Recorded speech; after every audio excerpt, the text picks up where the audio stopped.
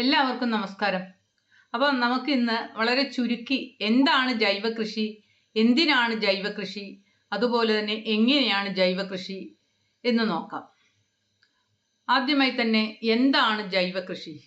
അപ്പോൾ ജൈവ കൃഷി എന്നതിൻ്റെ ഒരു ഡെഫിനിഷൻ പറയുവാണെങ്കിൽ ജീവനെ ആധാരമാക്കിയുള്ള കൃഷിയാണ് ജൈവ കൃഷി. അതല്ലെങ്കിൽ ജീവന്റെ നിയമങ്ങൾ പാലിച്ചുകൊണ്ടുള്ള കൃഷിയാണ് ജൈവ കൃഷി.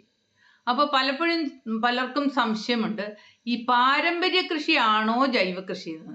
അല്ല, പാരമ്പര്യ കൃഷി എന്ന് പറഞ്ഞു കഴിഞ്ഞാൽ ശരിക്കും പറഞ്ഞാൽ നമ്മൾ കുറച്ച് പച്ചിലയും ചാരവും അതുപോലെ കുറച്ച് നമുക്ക് സാധനങ്ങളെല്ലാം ചേർത്ത് ഉണ്ടാക്കുന്ന കൃഷിയാണ്. അതിൽ ജൈവ വളങ്ങൾ ഉപയോഗിക്കുന്നു എന്ന് മാത്രമേ ഉള്ളൂ. പക്ഷേ ശരിക്കുള്ള ജൈവ കൃഷി എന്ന് പറഞ്ഞു കഴിഞ്ഞാൽ ഇക്കോളജിയെ എന്ന് പറഞ്ഞ ഒരു ശാസ്ത്രത്തെ ബേസ് ചെയ്ത് ചെയ്യുന്ന ഒരു കൃഷിയാണ്. അപ്പോൾ അതിൽ ശരിക്കും പഠിക്കാനുണ്ട്. പല കാര്യങ്ങളും പഠിച്ചിട്ട് വേണം ജൈവ കൃഷിയിലേക്ക് നമ്മൾ ഇറങ്ങാനായിട്ട്. അപ്പം നമുക്കറിയാം, ഇന്ന് നമ്മളുടെ കേരളത്തിനെ സംബന്ധിച്ചിടത്തോളം വേൾഡ് ഹെൽത്ത് ഓർഗനൈസേഷൻ ശുപാർശ ചെയ്തിരിക്കുന്ന എല്ലാ ചികിത്സാ സംവിധാനങ്ങളും കേരളത്തിലുണ്ട്, ഇല്ലേ? അതായത് നമുക്ക് അലോപ്പതി ഉണ്ട്, ആയുർവേദമുണ്ട്, സിദ്ധ ഉണ്ട്, പ്രകൃതി ചികിത്സയുണ്ട്, അതുപോലെ അങ്ങനെ അങ്ങനെ അങ്ങനെ അങ്ങനെ പല തരത്തിലുള്ള ചികിത്സയുണ്ട്. അതോടൊപ്പം തന്നെ പല രീതിയിലുള്ള ചികിത്സാ സംവിധാനങ്ങളുമുണ്ട്, ഇല്ലേ? ചികിത്സാ സംവിധാനങ്ങൾ എന്ന് പറയുമ്പോൾ നമുക്കറിയാം, ഓരോ പഞ്ചായത്തിലും നമുക്കറിയാം ഹെൽത്ത് സെൻ്ററുകളുണ്ട്. അതോടൊപ്പം തന്നെ ഓരോ ജില്ലയിലും ജില്ലാ ആശുപത്രികളുണ്ട്, മെഡിക്കൽ കോളേജുകളുണ്ട്. ഓരോ താലൂക്കിലും താലൂക്ക് ആശുപത്രികളുണ്ട്. അങ്ങനെ ഇപ്പം നമുക്ക് ഈ ജില്ലാ ആശുപത്രികളിൽ നിന്ന് ശുപാർശ ചെയ്യുന്നവരെ മാറ്റി അത് തിരുവനന്തപുരത്ത് കൊണ്ടുപോയിട്ട് അത് റെഫറൽ ഹോസ്പിറ്റലുകളുണ്ട്. ഇതെല്ലാ സംവിധാനങ്ങളും നമുക്കുണ്ട്. ഇത് ഞാൻ പറഞ്ഞ ഗവൺമെൻറ് തലത്തിൽ. ഇത് മാത്രമല്ല, പ്രൈവറ്റ് തലത്തിലും ഒരുപാട് ചികിത്സ നമുക്കറിയാം. സിറ്റികൾ വരെയുണ്ട്, അല്ലേ? മെഡിസിറ്റി, മെഡിക്കൽ കോളേജ്, ഒരുപാട് പ്രൈവറ്റായിട്ട് ഇപ്പോൾ ഒരുപാടുണ്ട്. മാത്രമല്ല ഓരോ വ്യക്തികൾ നടത്തുന്നതുമുണ്ട്. ശരിക്കും പറഞ്ഞു കഴിഞ്ഞാൽ ചികിത്സാ സംവിധാനങ്ങളും ചികിത്സാ രീതികളും പണ്ടത്തേക്കാൾ കൂടുതലാണോ കുറവാണോ? ഇപ്പോൾ ശരിക്കും ഒരുപാട് കൂടുതൽ സംവിധാനങ്ങളുണ്ട്, ഇല്ലേ? എന്നാൽ രോഗികളുടെ എണ്ണം ഇപ്പോൾ കൂടുതലാണോ കുറവാണോ? രോഗികൾ ശരിക്കും ഒരുപാട് കൂടിയിരിക്കുന്നു. കാരണം ഇന്ന് നമുക്കറിയാം, ഇതിൻ്റെ എല്ലാം പ്രധാന കാരണം എന്താണ്? നമ്മൾ കഴിക്കുന്ന ഭക്ഷണം മാത്രമാണ്. അതായത് ചികിത്സ കൊണ്ട് ഇന്ന് നമ്മൾ നോക്കുമ്പോൾ ഏതെങ്കിലും ഒരു വീടെങ്കിലും ഒരു രോഗിയെങ്കിലും ഇല്ലാത്തതായിട്ടുണ്ടോ? അത് നമുക്കറിയാം, പല അതായത് നമ്മുടെ മിക്ക രോഗങ്ങളും ജീവിതശൈലി രോഗങ്ങളാണ്. ജീവിതശൈലി രോഗങ്ങൾ എന്ന് പറഞ്ഞു കഴിഞ്ഞാൽ നമ്മളുടെ ശീലങ്ങൾ കൊണ്ടുവരുന്നത്. അതായത് ക്യാൻസർ, അതുപോലെ തന്നെ ഷുഗർ, അങ്ങനെ കുറേ രോഗങ്ങൾ. അതിനെ അടിമപ്പെട്ട് ഒരാളെങ്കിലും കാണും ഒരു വീട്ടിൽ. അതിൻ്റെയൊക്കെ പ്രധാന കാരണം നമ്മുടെ മെയിൻ പ്രശ്നം നമ്മുടെ ഫുഡാണ്, ഇല്ലേ? അപ്പം ശരിക്കും പറഞ്ഞു കഴിഞ്ഞാൽ ഭക്ഷണം ശരിയാക്കിയാൽ തന്നെ നമ്മളുടെ പ്രശ്നങ്ങൾ ഒരു പരിധിയല്ല, കറക്റ്റായിട്ട് മാറ്റാനായിട്ട് പറ്റും. അപ്പോൾ ശരിക്കും ഈ പ്രശ്നങ്ങളുടെ എല്ലാം പ്രധാന കാരണം നമ്മളുടെ അന്നമാണ്. അന്നം, അല്ലേ? അന്നം എന്ന് വെച്ചാൽ എന്താണ്? അന്നം എന്ന് പറഞ്ഞു കഴിഞ്ഞാൽ നമ്മൾ കഴിക്കുന്ന ഭക്ഷണം, ശ്വസിക്കുന്ന വായു, കുടിക്കുന്ന വെള്ളം, അതോടൊപ്പം തന്നെ കൊള്ളുന്ന നമുക്ക് ചൂട്, കേൾക്കുന്ന ശബ്ദം, അങ്ങനെ എല്ലാം അന്നമാണ്. നമ്മളിലേക്ക് എത്തിച്ചേരുന്ന എല്ലാം അന്നമാണ്. ഇതെല്ലാം പ്യുവർ ആയിരിക്കണം.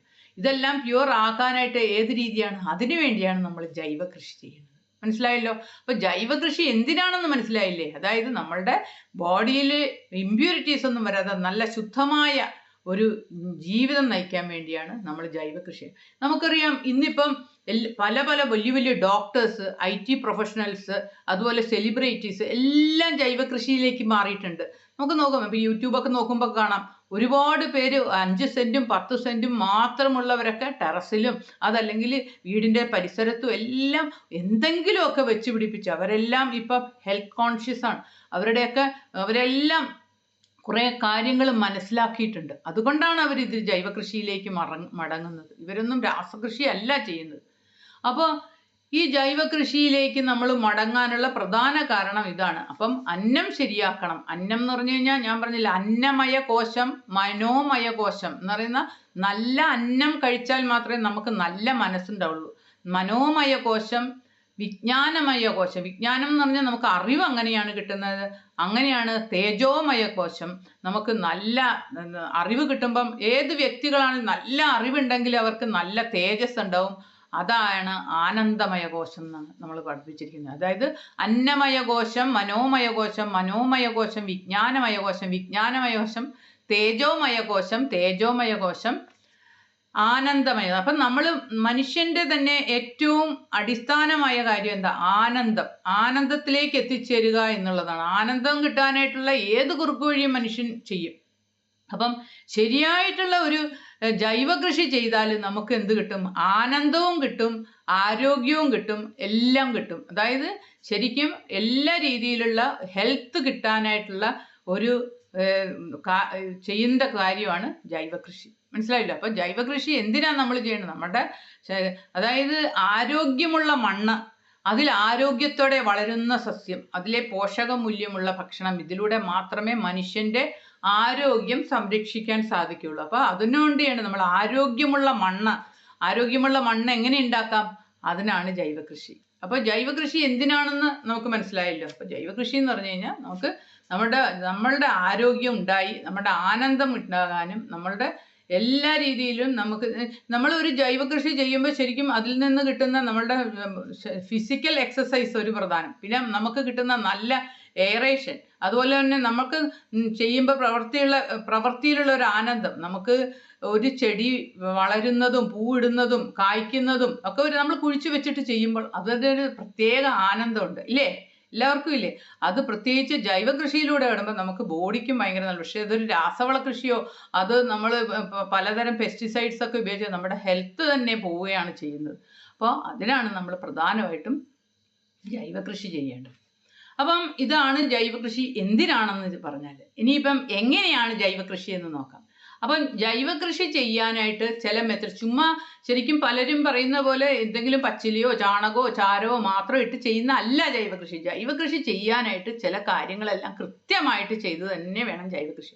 അപ്പോൾ ആദ്യമേ ചെയ്യേണ്ടത് മണ്ണിൻ്റെ pH, രണ്ടാമത് മണ്ണിലെ കാൽസ്യം, പിന്നെ നമ്മൾ ചെയ്യേണ്ടത് മണ്ണിലെ കാർബൺ, മണ്ണിലെ കൊഴുപ്പ്, ചെടികൾക്ക് വേണ്ട യൂറിയ, അതോടൊപ്പം തന്നെ ചെടികൾക്ക് വേണ്ട പ്രോട്ടീൻ, ഇതെല്ലാം ജൈവ രീതിയിൽ നമ്മൾ കൊടുക്കണം.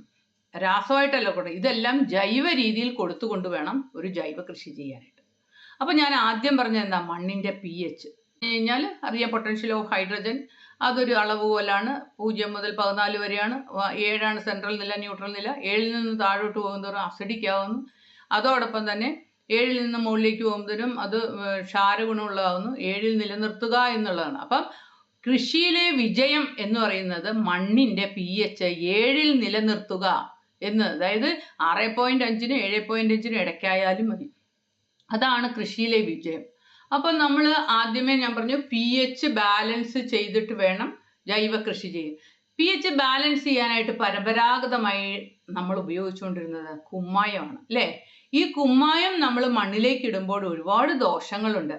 ഏറ്റവും പ്രധാനം, ഓൾറെഡി മണ്ണിൽ കിടക്കുന്ന വളങ്ങളെല്ലാം നിർവീര്യമായി പോകുന്നു. മനസ്സിലായോ? നമ്മളിപ്പോൾ ശരിക്കും നല്ല ഫെർട്ടൈലായിട്ടുള്ള ഒരു സോയിലിലാണ് നമ്മൾ കുമ്മായം കൊണ്ട് വിതറുന്നതെന്ന് ഓർത്തോ, എന്താ കുഴപ്പം? അപ്പോൾ അതെല്ലാം നിർവീര്യമായി. പിന്നെ അത് നമ്മൾ ആദ്യം തൊട്ട് തുടങ്ങണം. ഒന്നാമത്തെ പ്രശ്നം അത്.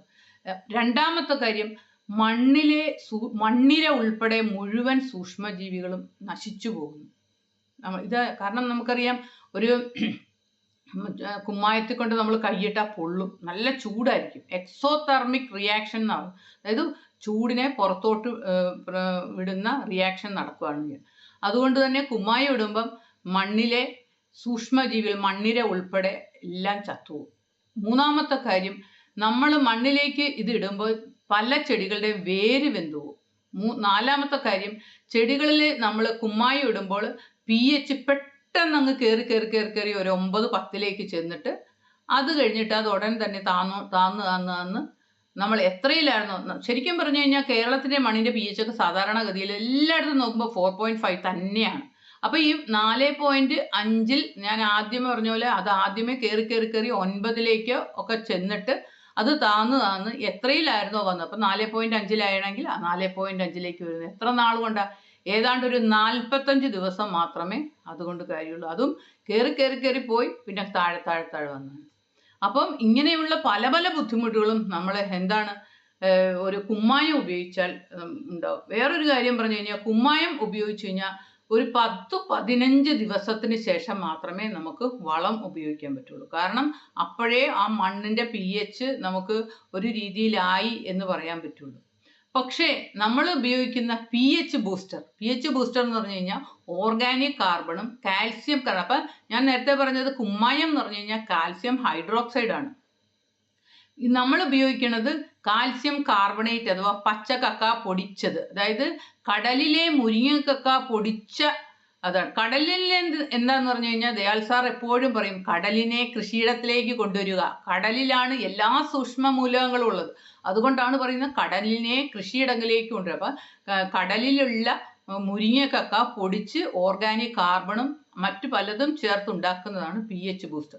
അപ്പൊ ഈ pH ബൂസ്റ്റർ നമ്മൾ മണ്ണിലേക്ക് ഇട്ട് കൊടുത്താൽ എന്താ, ആ മണ്ണിനെ ഉൾപ്പെടെ സൂക്ഷ്മജീവികളെല്ലാം അവിടെ വളരുകയാണ് ചെയ്യുന്നത്. നമ്മളത് ഇട്ട് കൊടുക്കുമ്പോൾ തന്നെ ഒരു കുമ്മായോ വേറൊരു പാത്രത്തിൽ pH ബൂസ്റ്റർ ഇട്ടിട്ട് ഓരോ മണ്ണിരയെ കൊണ്ടിട്ടുമ്പോൾ നമുക്ക് സ്പഷ്ടത്തിൽ കാണാൻ പറ്റും.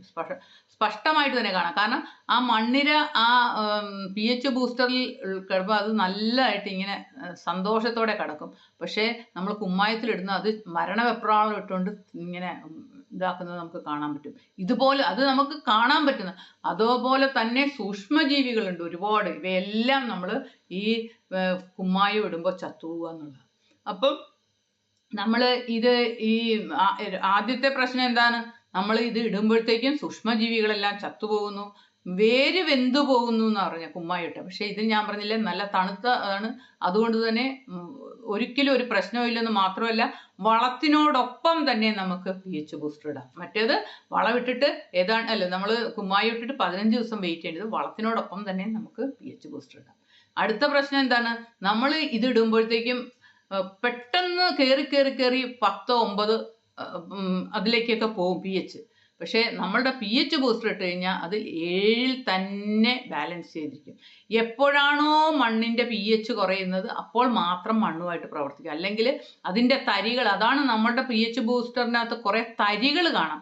ഈ തരികളുടെ പ്രയോജനം എന്താന്ന് പറഞ്ഞു കഴിഞ്ഞാൽ ഈ തരികൾ അവിടെ കിടക്കുകയും എപ്പോഴാണോ മണ്ണിന്റെ pH കുറയുന്നത് അപ്പം മാത്രം അത് പ്രവർത്തിക്കുകയും ചെയ്യും. അല്ലാതെ മാത്രമല്ല അത് 7 തന്നെ നിലനിർത്തും. പിന്നെ ഒരു സൂക്ഷ്മജീവികളും ചാവില്ല, അതുപോലെ തന്നെ വേരും വെന്തു പോകില്ല, അതോടൊപ്പം തന്നെ പെട്ടെന്ന് കയറി പോകില്ല. ഏറ്റവും പ്രധാനമായിട്ടൊരു കാര്യം പറഞ്ഞാൽ pH ബൂസ്റ്റർ ഉപയോഗിച്ചാൽ 1-1.25 വർഷത്തോളം pH ബാലൻസ് ആയി കിടക്കുന്നു. ഗ്രാജുവൽ ആയിട്ടാണ് പൊങ്ങുന്നത്, പക്ഷേ അത് അങ്ങനെ തന്നെ നമുക്ക്. പക്ഷേ മറ്റേതെന്ന് പറഞ്ഞു കഴിഞ്ഞാൽ മാക്സിമം പെട്ടെന്ന് അങ്ങ് പൊങ്ങി 45 ദിവസം കഴിയുമ്പോൾ പെട്ടെന്ന് താന്ന് അത് പിന്നെയും പഴയതുപോലെയാവുന്നു. അപ്പോൾ ഇതാണ് ഏറ്റവും പ്രധാനമായിട്ട് നമ്മൾ pH ബാലൻസ് ചെയ്യുന്ന pH ബൂസ്റ്റർ ഉപയോഗിക്കുമ്പോഴുള്ള ഗുണം. അപ്പം SPCയുടെ ഒരു പ്രോഡക്റ്റാണ് SPC pH ബൂസ്റ്റർ. വളരെ ശരിക്കും പറഞ്ഞു കഴിഞ്ഞാൽ ഇന്ന് കേരളത്തിൽ ഈ pH ബൂസ്റ്റർ എന്നുള്ള ഒരു പ്രോഡക്റ്റിനെ കുറിച്ച് അറിയാത്ത ഒരു കൃഷിക്കാരൻ പോലും ഉണ്ടെന്ന് എനിക്ക് തോന്നുന്നില്ല. അത്രമാത്രം ഫേമസ് ആണ്. അങ്ങനെയാണ് ഈ pH എന്ന് പറയുന്ന ഒരു പേര് തന്നെ ആളുകളിലേക്ക് എത്തിയത് ഈ pH ബൂസ്റ്റർ വഴിയാണ്. ഓക്കെ, അപ്പോൾ അതാണ് നമ്മളുടെ ആദ്യത്തെ ഒരു പ്രോഡക്റ്റ്. അപ്പം ഞാൻ ആദ്യമേ പറഞ്ഞത് മണ്ണിന്റെ pH ബാലൻസ് ചെയ്യുക എന്നതാണ് ജൈവ കൃഷിയിലെ ആദ്യം വേണ്ട കാര്യം. രണ്ടാമത് ഞാൻ പറഞ്ഞ മണ്ണിലെ കാൽസ്യം. അപ്പം pH ബാലൻസ് ചെയ്യാൻ ഞാൻ ഉപയോഗിക്കുന്നത് എന്താണെന്ന് കാൽസ്യം കാർബണേറ്റ് ആണ്. അതുകൊണ്ട് തന്നെ ആ മണ്ണിൽ കാൽസ്യം ആയിക്കഴിഞ്ഞു. ഓക്കെ, അപ്പൊ 2 കാര്യങ്ങളും അവിടെ ആയിക്കഴിഞ്ഞു. അടുത്തത് മണ്ണിലെ കാർബൺ, മണ്ണിലെ കൊഴുപ്പ്, ചെടികൾക്ക് വേണ്ട യൂറിയ, ചെടികൾക്ക് വേണ്ട പ്രോട്ടീൻ. ഇത് എല്ലാം ജൈവ രീതിയിൽ കൊടുക്കുന്നതാണ് ജൈവ കൃഷി എന്ന് പറഞ്ഞാൽ. അപ്പൊ ആദ്യത്തേത് മണ്ണിലെ കാർബൺ. അപ്പൊ കാർബൺ എന്ന് പറഞ്ഞു കഴിഞ്ഞാൽ മണ്ണിന് കറുപ്പ് നിറം കൊടുക്കുന്ന ഏത് വസ്തുവും കാർബൺ ആണ്. അതായത് മണ്ണിൽ അലിയുന്ന കറുപ്പ് നിറം കൊടുക്കുന്ന പ്രോഡക്റ്റുകളെല്ലാം തന്നെ കാർബൺ ആണ്. അതാണ് ഓർഗാനിക് കാർബൺ. അതാണ് നമ്മുടെ മണ്ണിലേക്ക് ഇട്ട് കൊടുക്കേണ്ടത്. അടുത്തത് മണ്ണിലെ കൊഴുപ്പ്. കൊഴുപ്പ് എന്ന് പറഞ്ഞു കഴിഞ്ഞാൽ ജീവജാലങ്ങൾ ചത്ത് മണ്ണിലേക്ക് ചേരുമ്പോൾ മണ്ണിൽ കിട്ടുന്നതാണ് ഈ കൊഴുപ്പ്. അത് നമ്മൾ ഈ മീനിൻ്റെ വേസ്റ്റ്, ഇറച്ചിയുടെ വേസ്റ്റ്, മുട്ടയുടെ വേസ്റ്റ്, മുട്ട ഇതെല്ലാം നമ്മൾ കമ്പോസ്റ്റ് ചെയ്ത് നമ്മുടെ പ്രോഡക്റ്റിൽ അതെല്ലാം ഉണ്ട്. അപ്പോൾ കമ്പോസ്റ്റ് ചെയ്യുന്നത് വഴി ആ മണ്ണിലേക്ക് കൊഴുപ്പ് കിട്ടുന്നു. ഈ കൊഴുപ്പ് ഒരു ജൈവ കൃഷിയിൽ ഏറ്റവും ഇമ്പോർട്ടൻ്റ് ആയിട്ടുള്ള ഒരു പ്രോഡക്റ്റാണ്. അടുത്തത് യൂറിയ.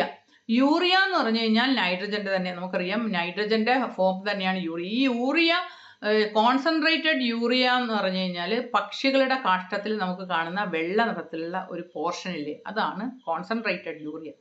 ഇനി എല്ലാ മൃഗങ്ങളുടെയും മനുഷ്യരുടെ എല്ലാം മൂത്രത്തിൽ നിന്നാണ് നമുക്ക് യൂറിയ ഏറ്റവും കൂടുതൽ കിട്ടുന്നത്.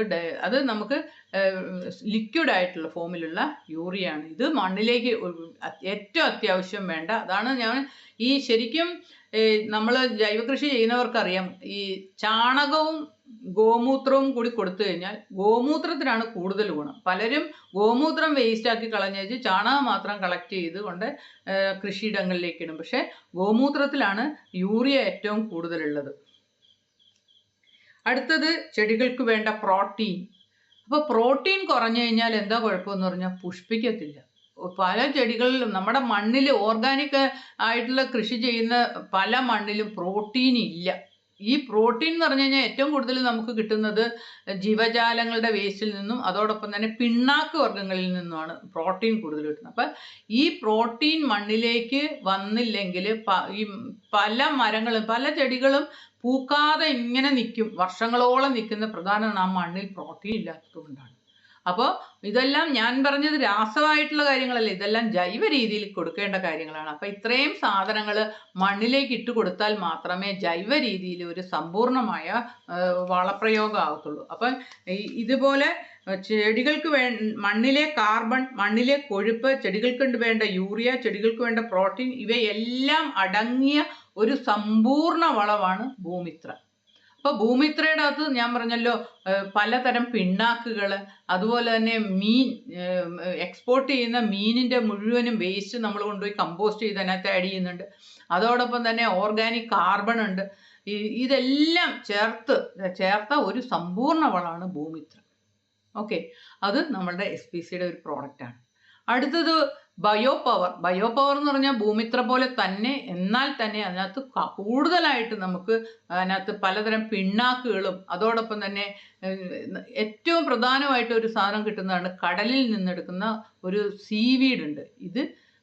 അതിനെക്കുറിച്ച് ഞാൻ അടുത്ത് പറയാം. അപ്പോൾ ആ സീവീഡും ഹ്യൂമിക്കും എല്ലാം ചേർത്തുണ്ടാക്കുന്ന ഒരു സമ്പൂർണ്ണ എല്ലാ മൂലകങ്ങളും, ഒരു ചെടികൾക്ക് വേണ്ട എല്ലാ മൂലകങ്ങളും അടങ്ങിയ ഒരു സമ്പൂർണ്ണ വളമാണ് ബയോ പവർ. അപ്പം ഇത്രയും ആണ് നമുക്ക് അടിസ്ഥാന വളങ്ങളായിട്ട്. അടിസ്ഥാന വളങ്ങൾ എന്ന് പറഞ്ഞു കഴിഞ്ഞാൽ മണ്ണിലേക്ക് ഇട്ട് കൊടുക്കാനുള്ള പ്രധാനമായിട്ടുള്ള വളങ്ങൾ നമുക്കുള്ളത്. വളം എന്ന് പറഞ്ഞാൽ 2 എണ്ണമാണുള്ളത് ശരിക്കും, ഭൂമിത്രയും ബയോ പവറും. പിന്നെ ഈ ഭൂമിത്രയുടെ അകത്തും ബയോ പവറിനകത്തും ധാരാളം ആവശ്യത്തിന് ഒരു ചെടികൾക്ക് വേണ്ട മഗ്നീഷ്യം ധാരാളം ആഡ് ചെയ്തിട്ടുണ്ട്. അതുകൊണ്ട് തന്നെ ഏത് ചെടികളിലും മഞ്ഞ നിറം ഇല്ലാതെ നല്ല ഹരിതകം കിട്ടുക. കാരണം ഏത് ചെടിയിലും നമുക്കറിയാം ചെടികളുടെ ഫാക്ടറി എന്ന് പറഞ്ഞു കഴിഞ്ഞാൽ ചെടികളുടെ ഇലകളാണ്. അപ്പോൾ ഇലകൾക്ക് നല്ല പച്ച ഹരിതകം കിട്ടിയാൽ മാത്രമേ ഫോട്ടോസിന്തസിസ് നടന്ന് ചെടി വലുതാകുകയും ചെടികൾക്ക് വേണ്ട ആഹാരം പാകം ചെയ്യാനും ഒക്കെ സാധിക്കുള്ളൂ. അപ്പോൾ ഇതിനെല്ലാം പ്രധാനം വേണ്ട ഒരു മൂലകം തന്നെയാണ് മഗ്നീഷ്യം. അപ്പോൾ ഈ മഗ്നീഷ്യം കിട്ടാനായിട്ട് നമ്മൾ നമ്മുടെ ഭൂമിത്രയുടെ അകത്തും ബയോ പവറിനകത്തും നല്ല ഒരു പ്രോഡക്റ്റ് ഡോളോമേറ്റ് ചേർത്തിട്ട് തന്നെയാണ് വരുന്നത്. അപ്പം ഇത്രയാണ് ഞാൻ ഏറ്റവും പ്രധാനമായിട്ട് അടിസ്ഥാന വളങ്ങൾ. ഇനിയും നമുക്ക് കുറേ PGR ഉണ്ട്. അപ്പം ശരിക്കും ഈ SPCയുടെ പ്രത്യേകത എന്താണെന്ന് പറഞ്ഞാൽ എന്തെങ്കിലും എവിടെയെങ്കിലും വാരി ഇട്ട് കൊടുക്കുന്ന ആ രീതിയല്ല, എല്ലാത്തിനും പരിഹാരമുണ്ട്. അപ്പോൾ ഒരു ചെടി പലപ്പോഴും നമ്മൾ നോക്കുമ്പോൾ ചില ചെടികൾ ഒരു നല്ല വെയിലും കാണും, നല്ല വളവും കാണും, ചിലയിടത്ത് നിർത്തി കാണും, പക്ഷെ ചെടി മുരടിച്ച് തന്നെ ഇരിക്കും. അപ്പം എന്താണെന്ന് നമുക്കറിയില്ല അല്ലേ, പലർക്കും അനുഭവം ഉണ്ടാവും. പക്ഷെ അതിൻ്റെ പ്രധാന കാരണം ആ ചെടിയിൽ ശരിയായിട്ടുള്ള വേരുകളില്ലാത്തത് കൊണ്ടാണ്. മനസ്സിലായോ? അപ്പോൾ ചെടികളിൽ ധാരാളം നല്ല രീതിയിൽ നല്ല ആരോഗ്യത്തുള്ള വേര് പൊട്ടി വരാനായിട്ട് നമുക്കുള്ള ഒരു PGR ആണ്. എന്താ, പ്ലാന്റ് ഗ്രോത്ത് റെഗുലേറ്റേഴ്സ് എന്നാണ് കേട്ടോ PGR. അപ്പോൾ അതാണ് ഹ്യൂമിക് എന്ന് പറയുന്ന ഒരു പ്രോഡക്റ്റ്. ഇത് ശരിക്കും ഒരു ലിക്വിഡ് ഫോമാണ്. ഈ ലിക്വിഡ് ഫോം നമ്മൾ ഡൈല്യൂട്ട് ചെയ്ത് നമ്മൾ വെള്ളമൊക്കെ കൃത്യമായിട്ട് അതിനെക്കുറിച്ചൊക്കെ ഞാൻ ഇനി പറയാം. പക്ഷെ ഇതെന്താണെന്ന് നമ്മളൊന്ന് ഇൻട്രൊഡ്യൂസ് ചെയ്യുന്നത് മാത്രമേ ഉള്ളൂ.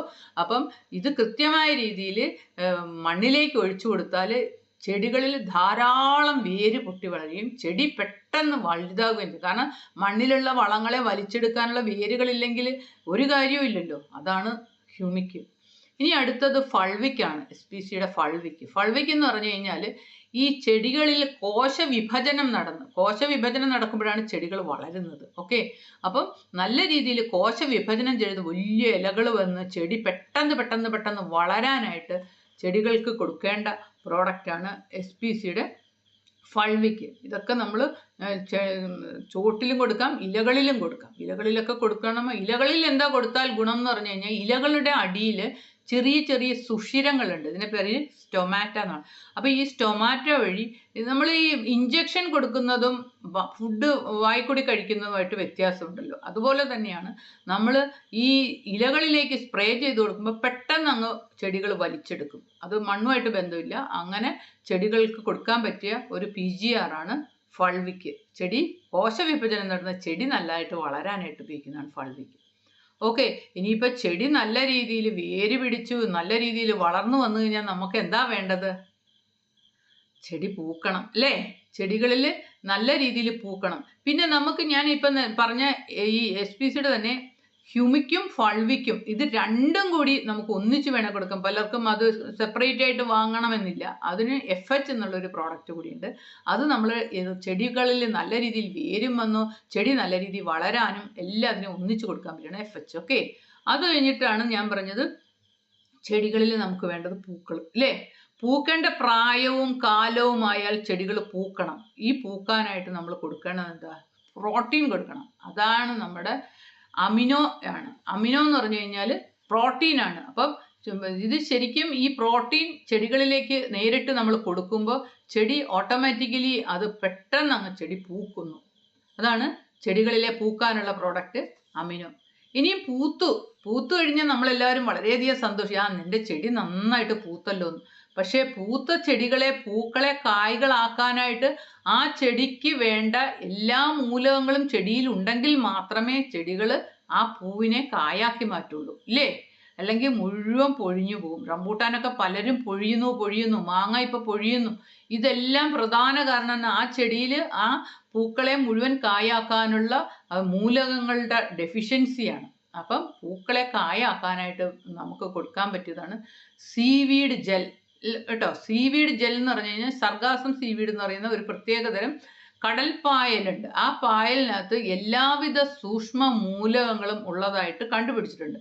ആ സീവീഡിനെ നമ്മൾ കൊണ്ടുവന്ന് കോൾഡ് പ്രോസസ്സിലൂടെ തന്നെ എക്സ്ട്രാക്ട് ചെയ്ത് ഒരു ജെല്ലാക്കി വെച്ചിരിക്കുന്നതാണ് സീവീഡ്. ഇതിനകത്ത് ഒരു ചെടിക്ക് വേണ്ട, അതാണ് ദയാൽ സാറ് പറഞ്ഞ നേരത്തെ ഞാൻ പറഞ്ഞതും, കടലിനെ കൃഷിയിടത്തിലേക്ക് കൊണ്ടുവന്നു. കടലിലാണ് നമ്മുടെ എല്ലാ മൂലകങ്ങളും ഒലിച്ചു വന്ന് കടലിലാണ് ചെന്ന് വിടുന്നത്. അപ്പോൾ അവിടെ എല്ലാം, അപ്പോൾ കടലിലെ വെള്ളത്തിലും ഉണ്ട്, കടലിലെ കക്കയിലും ഉണ്ട്, അതുപോലെ കടലിലെ സീവീഡിലും എല്ലാത്തിലും ഈ എല്ലാവിധ മൂലകങ്ങളും നമുക്ക് വേണ്ട സൂക്ഷ്മ മൂലകങ്ങളെല്ലാം അടങ്ങിയിട്ടുണ്ട്. അപ്പൊ ഈ പ്രോഡക്റ്റിനകത്ത് നമ്മൾ കൊടുക്കുമ്പോൾ ചെടികൾക്ക് വേണ്ട സൂക്ഷ്മ മൂലകങ്ങളും കിട്ടുന്നു.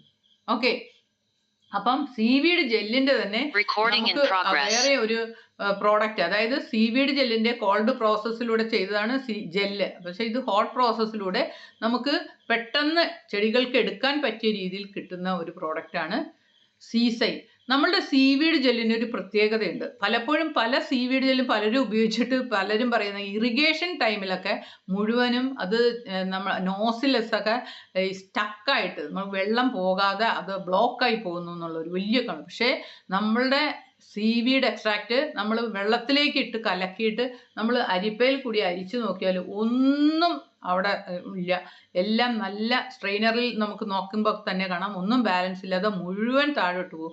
അതുകൊണ്ട് നമുക്ക് ഇറിഗേഷൻ, ഇപ്പം ശരിക്കും പറഞ്ഞു കഴിഞ്ഞാൽ ഒരുവിധം വലിയ തോട്ടങ്ങളിലെല്ലാം ഇറിഗേഷൻ വഴിയാണ് നമ്മൾ ജലസേചനം നടത്തുന്നത്. അപ്പം ജലസേചനം നടത്തുമ്പോൾ ഈ ഇറിഗേഷൻ്റെ അകത്ത് നമ്മൾ സീവീഡ് ജെല്ല് നമ്മൾ ഇട്ട് കൊടുത്തു കഴിഞ്ഞാൽ നമുക്ക് എല്ലായിടത്തും പെട്ടെന്നാക്കാം. അതാണ് ഞാൻ പറഞ്ഞത്, വളരെ നല്ല ഒരു പ്രോഡക്റ്റാണ്. അതിനകത്ത് റെസിഡ്യൂ, അതിൻ്റെ ആ നാര് ഒന്നുമില്ലാത്ത നല്ല പ്രോഡക്റ്റാണ് സീവീഡ് ജെൽ. അതിൻ്റെ തന്നെ വേറെ ഒരു പ്രോഡക്റ്റാണ് സീസൈം. ഞാൻ പറഞ്ഞല്ലോ, അതും ഇറിഗേഷന് വേണ്ടി ഉപയോഗിക്കുന്നു. അതോടൊപ്പം തന്നെ മൈക്രോ ഉണ്ട്. മൈക്രോ എന്ന് പറഞ്ഞാൽ സൂക്ഷ്മ മൂലകങ്ങളുടെ ഒരു കൂട്ടാണ്. ഇതെല്ലാം SPCയുടെ പ്രോഡക്റ്റുകളാണ്. ഓക്കെ, അപ്പം ഈ മൈക്രോ എന്ന് പറയുന്നത് സൂക്ഷ്മ മൂലകങ്ങൾ ചെടികൾക്ക് കൊടുക്കാൻ വേണ്ടിയുള്ള പ്രോഡക്റ്റാണ്. ഇനിയിപ്പോൾ ഒരു അപ്സ എന്ന് പറയുന്ന ഉണ്ട്. അത് മറ്റൊന്നുമല്ല, അത് ചെടികളിൽ നമ്മൾ സ്പ്രേ ചെയ്ത് കൊടുക്കുമ്പോൾ, ഇലകളിൽ സ്പ്രേ ചെയ്ത് കൊടുക്കുമ്പോൾ അത് സ്റ്റിക്ക് ചെയ്യാൻ, അതായത് ഒട്ടിപ്പിടിച്ച് പെട്ടെന്ന് വാഷ് ഔട്ട് ചെയ്യാതെ അവിടെ ഒന്ന് ഒട്ടിപ്പിടിക്കാൻ പറ്റിയ ഒരു സാധനമാണ് അപ്സ. ഈ അപ്സ എന്ന് പറഞ്ഞു കഴിഞ്ഞാൽ നമ്മൾ വളരെ കുറച്ച് മതി, അതായത് 10 ലിറ്റർ വെള്ളത്തിലേക്ക് ഒരു 3 ml മതി. അത് നമ്മളുടെ ഈ എല്ലാ പ്രോഡക്റ്റിൻ്റെയും കൂടെ നമ്മൾ ഇടുവാണെങ്കിൽ എന്താ ഗുണം എന്ന് പറഞ്ഞു കഴിഞ്ഞാൽ, അത് നമ്മൾ ചെടിയിലേക്ക് സ്പ്രേ ചെയ്ത് കൊടുക്കുമ്പോൾ അവിടെ തന്നെ ഇരിക്കുകയും ചെയ്യും. ഇതാണ് അപ്സ. പിന്നെ നമുക്കൊരു ഞാനിപ്പോൾ കുറേ പ്രോഡക്റ്റുകളുടെ പേര് പറഞ്ഞു. ഇതിൻ്റെ എല്ലാത്തിൻ്റെയും കൂടി ഒന്നിച്ചുള്ള ഒരു പ്രോഡക്റ്റ് ഉണ്ട്. അതിൻ്റെ പേരാണ് ഓർഗാനിക്, ടോട്ടൽ ഓർഗാനിക് എന്ന് പറയുന്നത്, ഓർഗാനിക് മിക്സ്ചർ. അപ്പോൾ അതെന്താ ഗുണമെന്ന് പറഞ്ഞു കഴിഞ്ഞാൽ എല്ലാം ഉണ്ട്. അതായത് ഹ്യൂമിക് ഉണ്ട്, ഫൾവിക് ഉണ്ട്, സീവീഡ് ജെല്ലുണ്ട്, മൈക്രോ ഉണ്ട്. ഇതെല്ലാം കൂടി ചേർന്ന ഒരു സാധനമാണ്.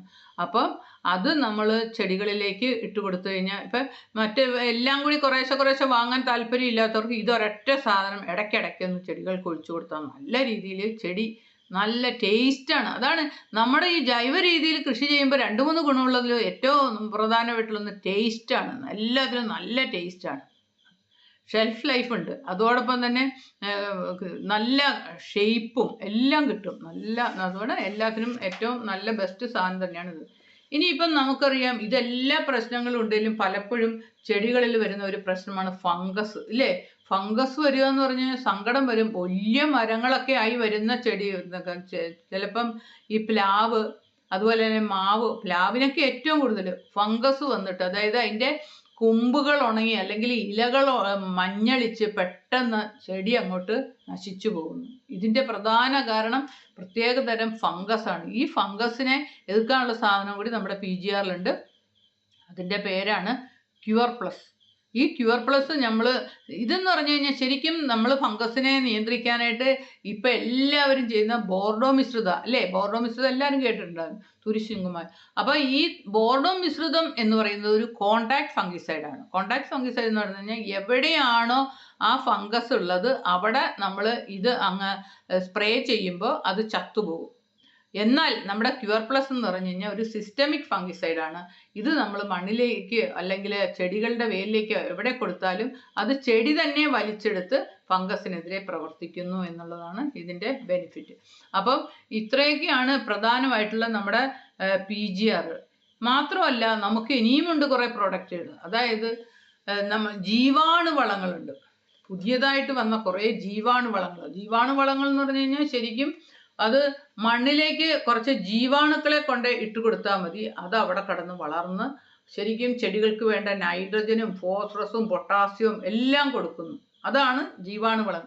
അപ്പോൾ ജീവാണുവളങ്ങളിലെ ഏറ്റവും പ്രധാനപ്പെട്ട ഒന്നാണ് റാപ്പിഡ് ഗ്രോത്ത് എന്ന് പറഞ്ഞു കഴിഞ്ഞാൽ അസോസ്പൈറലാണ്. തായ്വേരുള്ള ചെടികളിൽ അന്തരീക്ഷത്തിലുള്ള നൈട്രജനെ ചെടികൾക്ക് കൊടുക്കാൻ പറ്റിയതാണ്. അപ്പം അന്തരീക്ഷത്തിലുള്ള 78% നൈട്രജൻ വെറുതെ പോവുക. ഇതിനെ നമ്മൾ ഇതുപോലെയുള്ള ബാക്ടീരിയകളെ മണ്ണിലേക്ക് ഇട്ട് കൊടുത്താൽ അത് വലിച്ച് ചെടികൾക്ക് കൊടുക്കുന്നു. അങ്ങനത്തെ ഓരോ തരം ചെടികൾക്കുള്ളതുണ്ട്. അതായത് പയറുവർഗത്തിനുള്ളതുണ്ട്, തായ്വേരുള്ളതിനുണ്ട്, നാരുവേരുള്ളതിനുണ്ട്, അതോടൊപ്പം തന്നെ കരിമ്പ് പോലത്തെ വർഗത്തിനുണ്ട്. ഇതിനെല്ലാത്തിനുമുള്ള നമുക്ക് നൈട്രജൻ ഫിക്സിങ് ബാക്ടീരിയകൾ ഉണ്ട്. അതിൻ്റെയൊക്കെ ഓരോന്നിൻ്റെ പേര് നിങ്ങൾക്ക് നമ്മളുടെ ഓരോന്നിനും ഇതിന് അസോസ്പൈറലം, അസറ്റോബാക്ടർ, റൈസോബിയം എന്നൊക്കെയാണ് അതിൻ്റെയൊക്കെ ഓരോ പേര്. അതിൻ്റെയൊക്കത്തിൻ്റെ കാര്യങ്ങൾ ഇത്രയും തന്നെയാണ്. ഓരോന്നിനും ഓരോ പർപ്പസും, എല്ലാത്തിനും പർപ്പസ് ഒന്ന്, പക്ഷേ ഓരോ തരം ചെടികൾക്ക് ഓരോന്ന് തന്നെയാണ്. അത് നൈട്രജൻ ഫിക്സിങ് ബാക്ടീരിയാസ്. നൈട്രജനെ നമുക്ക് പെട്ടെന്ന് ശരിക്കും പറഞ്ഞു കഴിഞ്ഞാൽ 1 ഏക്കറിലേക്ക് ഒരു 40 കിലോ നൈട്രജൻ നമ്മൾ ഇടുന്നതിൻ്റെ ഗുണമാണ് ഈ ബാക്ടീരിയകൾ നമ്മൾ വെറുതെ മണ്ണിലേക്ക് ഇടുക. പക്ഷേ 2-3 കാര്യങ്ങളുണ്ട്, കണ്ടീഷൻ ഉണ്ട് കേട്ടോ. അതായത് ഓർഗാനിക് ആയിരിക്കണം മണ്ണ്.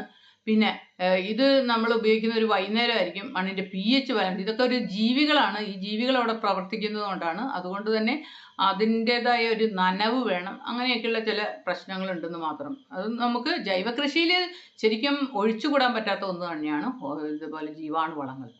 അപ്പം അടുത്തത് നമുക്ക് ഇതിനകത്ത് ഫോസ്ഫേറ്റ് സൊല്യൂബിലൈസിങ് ബാക്ടീരിയാസ് ഉണ്ട്. അത് ഫോസ്ഫറസിനെ കൊടുക്കുന്നു. പിന്നെ നമുക്ക് പൊട്ടാഷ് മൊബിലൈസിങ് വരുന്നത് പൊട്ടാഷിനെ കൊടുക്കുന്നു. അപ്പോൾ ചെടികൾക്ക് വേണ്ട ഏറ്റവും പ്രധാനപ്പെട്ട മൂലകങ്ങളാണല്ലോ ഇതൊക്കെ. പിന്നെ സിങ്കിന് ഉണ്ട്, വിറ്റാ ഗ്രോത്ത്, അത് സിങ്കിനെ കൊടുക്കുന്നു. ഇനിയിപ്പം ചെടികൾക്ക് വരുന്ന ബാക്ടീരിയൽ വാട്ടം, അതുപോലെ തന്നെ ഒത്തിരി പ്രശ്നങ്ങൾ നമുക്ക് ചെടികൾ ആദ്യം മുതലേ വരുന്ന പല പ്രശ്നങ്ങൾക്കും വരുന്ന സ്യൂഡോമോണാസ് കേട്ടിട്ടുണ്ട്, എല്ലാവർക്കും അറിയാമായിരിക്കും. അപ്പോൾ അത് SPCക്ക് ഉണ്ട്. അതുപോലെ ട്രൈക്കോഡർമ, ഫംഗസിനെതിരെ പ്രവർത്തിക്കുന്ന ട്രൈക്കോഡർമയുണ്ട്. അതോടൊപ്പം ചെടികൾക്ക് വെർട്ടിസീലിയം, അതായത് സക്കിംഗ് പെസ്റ്റ്, നീരൂറ്റി കുടിക്കുന്ന എല്ലാ ജീവികൾക്കും എതിരെ പ്രവർത്തിക്കുന്നതുണ്ട്. അതോടൊപ്പം തന്നെ ബിവേറിയ ബാസിയാന, ചെടികളിൽ ഇലതീനി പുഴുക്കൾ കടിച്ചു തിന്നുന്ന എല്ലാ ജീവികളെയും നശിപ്പിക്കുന്ന ബിവേറിയ ബാസിയാനയുണ്ട്. പിന്നെ നിമ വിരകൾക്കെതിരെ പ്രവർത്തിക്കാനുള്ള നിമ ഷീൽഡ് ഉണ്ട്. പിന്നെ ഒരു ആൻറ്റിബയോട്ടിക് ആയിട്ട് ഉപയോഗിക്കുന്ന, അതായത് ശലഭ പുഴുക്കളെയും എല്ലാത്തിനെയും നശിപ്പിക്കുന്ന ഗ്രോഗാർഡ് ഉണ്ട്. അതുപോലെ മെറ്റാഷീൽഡ്, മെറ്റാറൈസിയം, ചിതല്, പുഴു, വേരുതീനി പുഴു, അതുമാതിരിയുള്ള എല്ലാത്തിനെയും തുരത്താനായിട്ടുള്ള മെറ്റാറൈസിയം ഇങ്ങനെയുണ്ട്. അങ്ങനെ ഒരു ചെടിയുടെ A to Z, അതായത് ശരിക്കും പറഞ്ഞു കഴിഞ്ഞാൽ ഇത് എന്തെങ്കിലും എവിടെയെങ്കിലും വാരിയിടുമല്ലോ, ഓരോ പ്രശ്നങ്ങൾക്ക്, എല്ലാ പ്രശ്നത്തിനും നമുക്ക് സൊല്യൂഷൻ ഉണ്ട്. പിന്നെ ഇത് കൂടാതെ നമുക്കുള്ള വേറെ 2 പ്രോഡക്റ്റ് കൂടിയുണ്ട്. ഒന്ന് SPCയുടെ homeo agro care. Homeo agro care എന്ന് പറഞ്ഞാൽ ശരിക്കും പറഞ്ഞു കഴിഞ്ഞാൽ എല്ലാത്തിനും ഉള്ള ഒരു സൊല്യൂഷൻ. കീടമേതുമാവട്ടെ, രോഗമേതുമാവട്ടെ, ഒരു വിളയ്ക്ക് വരുന്ന എല്ലാ പ്രശ്നത്തിനും എതിരെ പ്രവർത്തിക്കാനുള്ള ഒരു പ്രോഡക്റ്റാണ് SPC ഹോമിയോ അഗ്രോ കെയർ. ഇതാണ് നമ്മുടെ കീ പ്രോഡക്റ്റ്. ഇത് കൊടുക്കുന്നത് മൂലം ചെടികളിൽ ധാരാളം കായ്കൾ ഉണ്ടാകുന്നു, നല്ല വേരുപടലം ഉണ്ടാകുന്നു, വെള്ളത്തെ 70% കുറയ്ക്കാൻ സാധിക്കുന്നു, വളം നമുക്ക് 40% കുറവ് മതി. അതുപോലെ തന്നെ ഒരു കീടങ്ങളും, കൊമ്പൻചെല്ലി, ചെമ്പൻചെല്ലി, ഒരു പ്രശ്നങ്ങളും ഒരു തെങ്ങിനോ അതുപോലെ തന്നെ മാവിൽ പുഴുക്കേട് അങ്ങനത്തെ ഒന്നും വരില്ല. വാഴയിലാണെങ്കിൽ ഉള്ള ഇതൊക്കെ ഒരു പ്രശ്നവും വരാതെ ഒരു ചെടിയെ സംരക്ഷിക്കാൻ പറ്റിയ ഏറ്റവും നല്ല ഒരു പ്രോഡക്റ്റാണ് SPC ഹോമിയോ അഗ്രോ കെയർ. പിന്നെ നമുക്ക് വേറെ ഒന്നും കൂടിയുണ്ട്. ശരിക്കും നമ്മുടെ എല്ലാ പ്രശ്നങ്ങളും ഇന്ന് വരുന്ന ഒരുപാട് രോഗങ്ങളുടെ എല്ലാത്തിനും പ്രധാന കാരണം നമ്മൾക്ക് വരുന്ന വെള്ളത്തിൽ നിന്നുള്ള രോഗങ്ങളാണ്, അല്ലേ? 90% രോഗങ്ങളും ശരിക്കും ശരീരത്തിലുണ്ടാകുന്ന അസിഡിറ്റി മൂലമാണ്. അസിഡിറ്റി എന്ന് പറഞ്ഞു കഴിഞ്ഞാൽ വെള്ളം, നമ്മൾ കുടിക്കുന്ന വെള്ളത്തിൻ്റെ അസിഡിറ്റി വളരെ കൂടുതലാണ്, അസിഡിക്കാണ്. അതിനെ ബാലൻസ് ചെയ്ത് pH നമുക്ക് 7-ലാക്കാനുള്ള ഒരു അമൂല്യമായ ഒരു പ്രോഡക്റ്റ് കൂടി SPCക്ക് ഉണ്ട്. അതിൻ്റെ പേരാണ് അക്വ pH ബൂസ്റ്റർ. വെള്ളത്തിലെ pH ബൂസ്റ്റ് ചെയ്യുന്ന അക്വ pH ബൂസ്റ്റർ. ഇത് നമ്മൾ വെള്ളത്തിൽ കൊടുക്കുന്നത് വഴി വെള്ളത്തിൽ ഏറ്റവും പ്രധാനമായിട്ട് നമുക്ക് pH ബാലൻസ് ചെയ്യുന്നു, കലക്ക വെള്ളം തെളിയുന്നു. അതോടൊപ്പം തന്നെ നമുക്ക് ഉപദ്രവകാരികളായ സൂക്ഷ്മ ജീവികളൊന്നും അവിടെ വളരുന്നില്ല, പലതരം ബാക്ടീരിയകൾ വളരുന്നില്ല. അങ്ങനെയുള്ള എല്ലാ പ്രശ്നങ്ങൾക്കും പരിഹാരമായിട്ടുള്ള ഒരു നല്ല പ്രോഡക്റ്റാണ് SPC അക്വ pH ബൂസ്റ്റർ. അപ്പോൾ ഇത്രയൊക്കെയാണ്, നിങ്ങൾക്ക് എല്ലാം ഓടിച്ചെന്ന് പറഞ്ഞു തീർത്തുന്നേ ഉള്ളൂ നമ്മളുടെ പ്രോഡക്റ്റുകൾ. ഇനിയിപ്പോൾ എന്തെങ്കിലും സംശയം ഉണ്ടെങ്കിൽ 2-3 പേർക്ക് ചോദിക്കാവുന്നതാണ്. നമസ്കാരം മാം. ഉണ്ട്, സംശയം ഉണ്ടല്ലേ? ഓക്കെ, ചോദിച്ചോളൂ. മാം, ഈ ജൈവ കൃഷിയും പാരമ്പര്യ കൃഷിയും തമ്മിൽ എന്താണ് വ്യത്യാസം പ്രധാനമായിട്ടൊന്ന് പറഞ്ഞു തരൂ? ഓക്കെ, നല്ല ക്വസ്റ്റ്യൻ ആണ്. അതായത് ജൈവ കൃഷിയും പാരമ്പര്യ കൃഷി, പലരും വിചാരിച്ചിരിക്കുന്നത് പാരമ്പര്യ കൃഷിയാണ് ജൈവ കൃഷി എന്നുള്ളതാണ്. പക്ഷേ ഞാൻ പറഞ്ഞ പാരമ്പര്യ കൃഷി എന്ന് പറഞ്ഞു കഴിഞ്ഞാൽ കുറച്ച് ജൈവ വളങ്ങൾ അതിനകത്ത് ഉപയോഗിക്കുന്നു എന്ന് മാത്രമേ ഉള്ളൂ. പക്ഷേ ജൈവ കൃഷി എന്ന് പറഞ്ഞു കഴിഞ്ഞാൽ അത് ജീവനെ ആധാരമാക്കി അതിനകത്ത് കുറേ അത് ഞാൻ പറഞ്ഞില്ലേ, മണ്ണിൻ്റെ pH ബാലൻസ് ചെയ്യുക എന്നുള്ളതാണ് ഏറ്റവും വലുത്. അതുപോലെ തന്നെ ചെടികൾക്ക് വേണ്ട കാൽസ്യം, ചെടികൾക്ക് മണ്ണിലെ കാർബൺ, ഇതെല്ലാം ഞാൻ നേരത്തെ പറഞ്ഞ എല്ലാ കാര്യങ്ങളും അവിടെ നമ്മൾ ബാലൻസ് ചെയ്ത് മാത്രം ചെയ്യുന്ന ഒരു കൃഷിയാണ്. മാത്രമല്ല ഇത് ഇക്കോളജിയെ പക്ഷേ ജൈവ കൃഷി പാരമ്പര്യ കൃഷിയിൽ ശരിക്കും പറഞ്ഞു കഴിഞ്ഞാൽ പലപ്പോഴും അതിനകത്ത് രാസവളമൊക്കെ കുറേശ്ശെ ഉപയോഗിച്ച് രണ്ടും കൂടിയൊക്കെ മിക്സ് ചെയ്തും അങ്ങനെയൊക്കെ ഉപയോഗിക്കുന്നത്. പക്ഷേ ജൈവ കൃഷിയിൽ ഇങ്ങനെ ഒന്നും ഉപയോഗിക്കത്തില്ല. കൃത്യമായിട്ട് ജൈവവളങ്ങൾ മാത്രം ഉപയോഗിച്ച് തികച്ചും ജൈവ രീതിയിൽ ചെയ്യുന്ന കൃഷിയാണ് ജൈവ കൃഷി.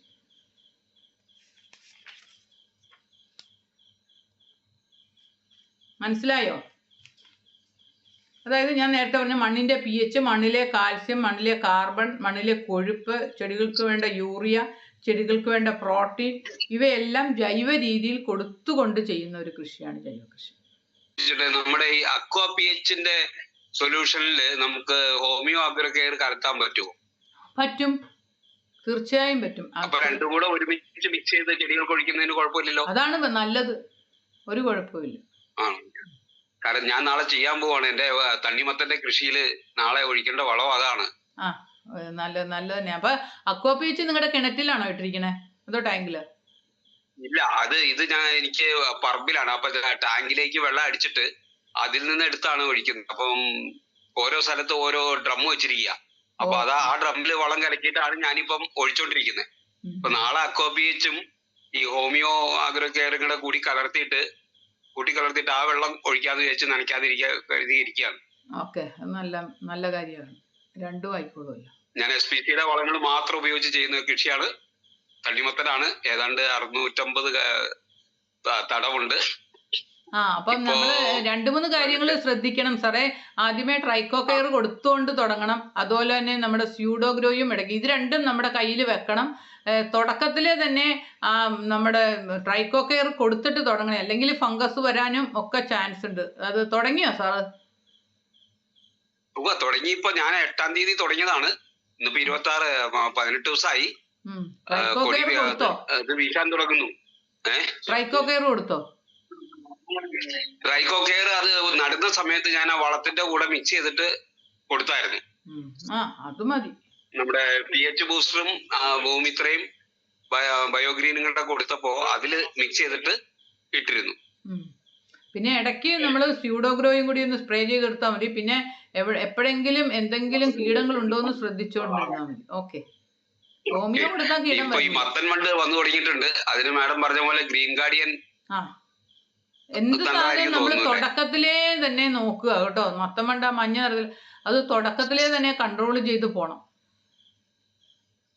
Okay, thank you. സംശയമില്ല തോന്നുന്നു എൽസി മാം. അപ്പൊ നമുക്ക് അടുത്ത സെക്ഷനിലേക്ക് കടക്കാം. അപ്പൊ thank you so much. Wonderful class ആയിരുന്നു. എന്താണ് ജൈവ കൃഷിയും അതിൽ ഉപയോഗിക്കേണ്ട നമ്മുടെ SPCയുടെ പ്രൊഡക്റ്റും കാര്യങ്ങളൊക്കെ വളരെ ഗംഭീരമായിട്ട് വിശദീകരിച്ചിട്ടുണ്ട്. Thank you so much. അപ്പൊ